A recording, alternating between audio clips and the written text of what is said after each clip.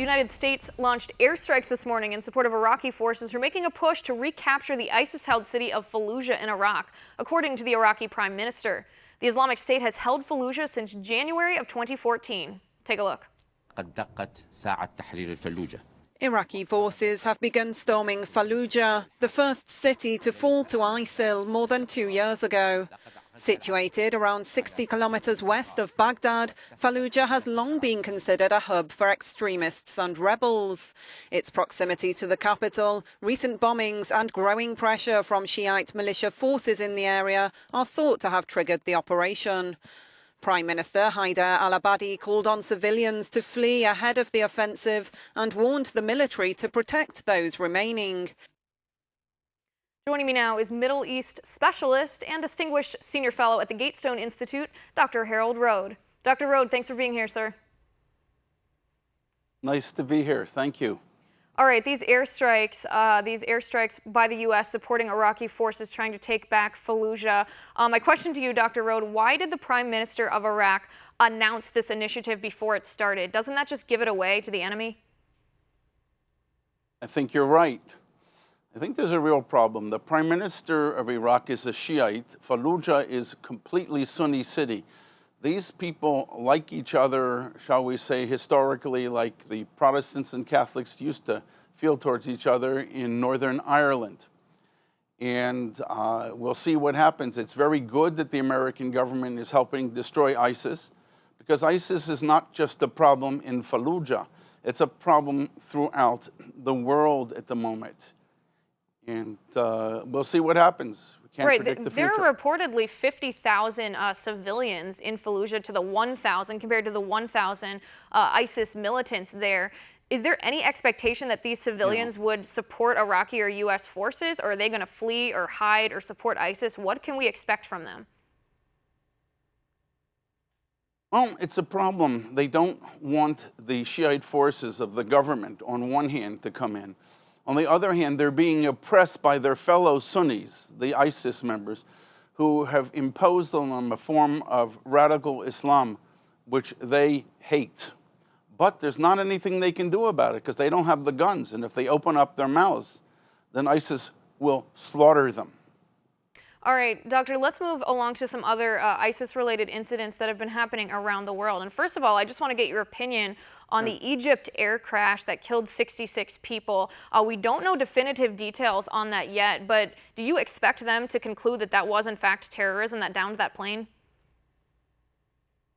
Well, we can't know that, but what we can know is that we are seeing throughout the world classic Islamic warfare.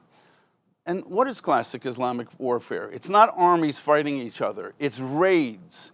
It's terrorizing, what we call terrorism, terrorizing the enemy, doing awful things, hoping the enemy will be scared, withdraw, and then they will walk in and take over. That's what's going on all over ISIS and a lot of other extremists, mostly Sunni, but also Shiite groups. Is that why, if this was a terror attack, or there are plenty of other examples, is that why, for example, they would hijack an airplane or bomb an airplane over the ocean, potentially, rather than flying it into a building, killing thousands more like they did in 9/11? Because not to put ideas in the heads of terrorists, but there are ways to kill greater numbers of individuals than the ways that they choose. It just seems that the ways that they choose are more horrifying. Well, look at it this way. Where were these people going? They were going to Egypt. Egypt survives, basically, one of its basic sources of income is tourism. Now, if people see that they want to go for a vacation in Egypt and go to the pyramids and all sorts of other great things that Egypt has to offer, but they're afraid to get on an airplane, they won't, because they're afraid they may not make it there, then they'll get killed, then they won't go. So that's how ISIS and groups like this hurt Egypt and hurt their enemies. Right, so it's not just about death, it's not just about the mass number of people they can kill, it's about disrupting everybody's way of life, even the people that they don't kill, undermining economies, undermining people's psyche. All right, let me ask you this. So this flight took off from Paris. Charles de Gaulle Airport in Paris, where it took off, they fired 57 employees last year for having ties to radical Islam. Doctor, I don't understand this. I don't understand how employees at an airport, which is a traditional target in this day and age of terrorism, of radical Islam, could not be vetted for associations to these groups. How does that happen? Well, I would argue as follows. The only airport which seems to be totally secure, and airlines that seem to be totally secure, are the Israeli airlines in the Israeli airport. Now, how do they do it? How do they succeed? The answer is they profile. They look for people who could potentially cause problems, and they take care of this up front. They don't let them into the airport, and they don't let them get on airplanes. We in the United States and in Europe have said, oh, this is discriminatory, and we don't want to do that. But I want to tell you, I have an awful lot of Muslim friends who would much prefer to be targets, much before they want to be profiled for a simple reason. These people want to get on airplanes. They have families. They have loved ones. They want to arrive at their destination safely. And they have enormous complaints against the United States and the European airports for not profiling them. And they say straightforwardly, I'm a Muslim. I'm an Arab. You should be profiling me. You should examine me more. I want to live. Right, so is that racist, the profiling, or does that not look at the religion, the race, the heritage? It looks at the ties that you have to radical groups. I don't care what we call it, racism, religion.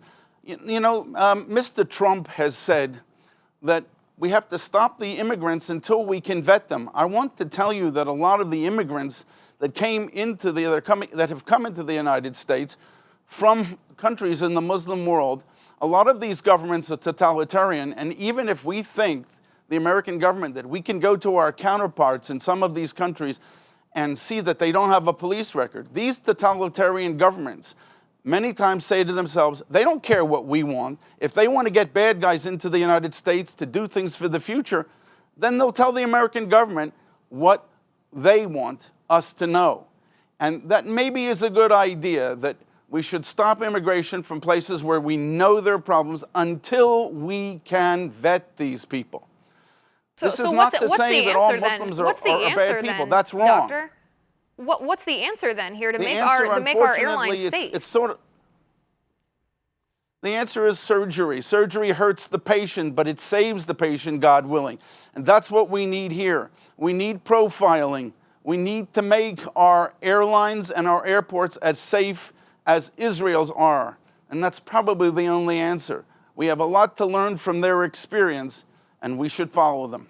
Right, and I say this all the time because it needs to be repeated. We're never going to solve the problem as long as our president doesn't recognize what the problem is, and that problem is radical Islamists who want to kill us. And as long as that goes unrecognized, as long as he rejects what fundamentally drives them to kill, to terrorize, to instill fear around the world, none of this is ever going to be solved. But Doctor, I appreciate your input. It was a great conversation. It was great to have you. Up next, Jewish refugees from Nazi Germany are criticizing the way Europe is handling the Syrian refugee crisis. Scott Greer is with me in a minute.